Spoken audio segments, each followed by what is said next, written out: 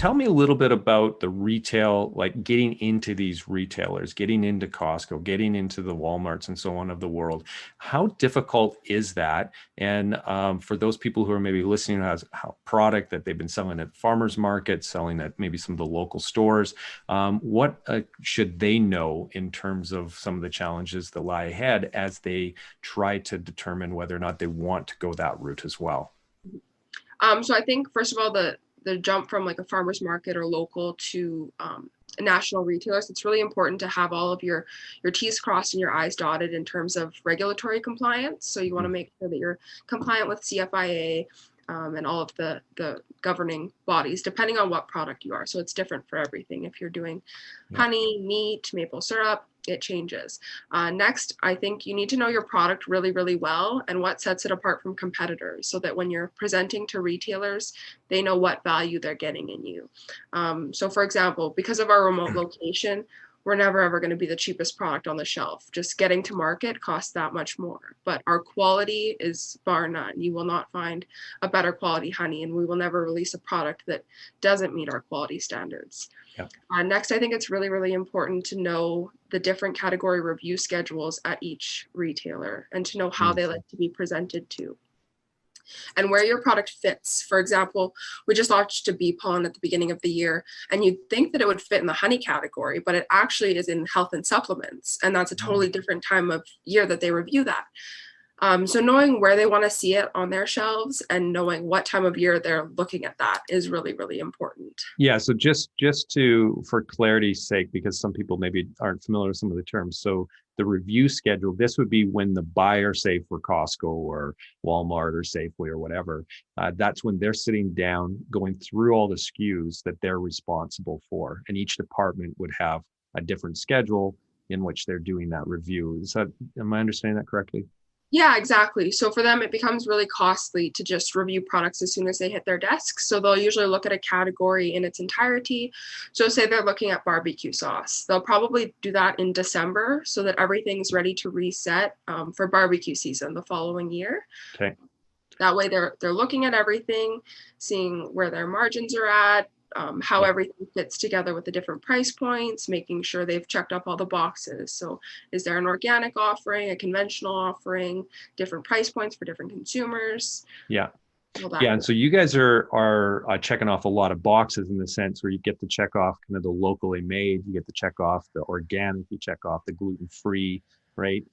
Economical packaging or reduced packaging as well. So that whole, environmentally friendly aspect of things too.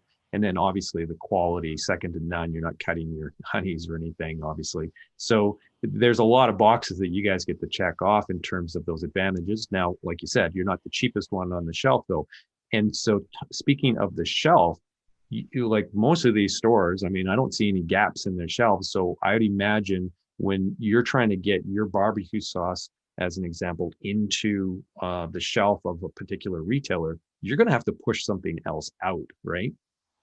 Yeah, definitely. They don't usually keep gaps in their shelves. Yeah. So in that way, like how is it that you basically are able to dethrone the current holder of that shelf space? How do you guys go about doing that? Is there a secret to that? Like is it like how do you basically approach those retailers and say, hey, you maybe think that you've got a great barbecue sauce there, but you need to try this. What's the process there? Yeah, so you have to be really careful when doing that just because the retailer is typically the expert on their shelf and they chose those products for a reason. So you have to make sure you're respectfully telling them why yours is the better option. So like you said, we check off a lot of boxes. So let's say I go to the shelf and there's an organic barbecue sauce that has honey in it, but it's not made in Canada. I go to them and I said, hey, I think that your consumers would probably find more value in a local product. And then this is how I can support them. We're on social media. I can offer these certain temporary price reductions. The innovative packaging helps a lot too, because there's not a lot of barbecue sauces that can be found in pouches. That being said, some people will love the pouch and some people will hate the pouch. So it's also important to have a strong track record and strong sales already that are backing your product that you can show them and say, hey, it's working really, really well at these retailers. And I think you should consider it because you're kind of missing this piece. Now, I would also think that going into a new retailer, if you have a really great social media following, so there's a tribe of people who are following you and the comments are all great and they're talking about how much they love your products. If you've got that in your online sales, like you can show that there's a demand there, and that the market is really digging what it is that you're producing, that evidence must come in pretty handy when you're in those conversations as well.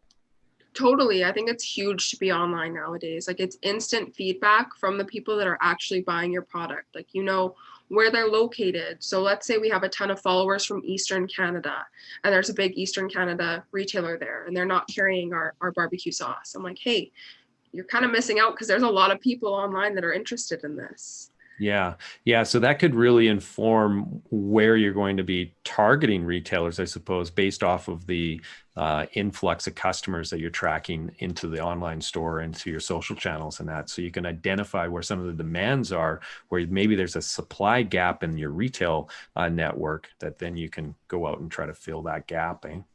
Totally. And even then you can let your followers know when a product is launching at each retailer or when it's Yeah. on special where there's a flyer. It's instant. It's awesome. Yeah, so then you're able to drive traffic into those stores then right away, and so obviously that's going to help then when once you've got that trial happening in a particular store, you get some immediate sales for them right away, and they see that, and so then you're going to get a better pickup across the rest of the chain in that region, I would suspect. So that's Exactly.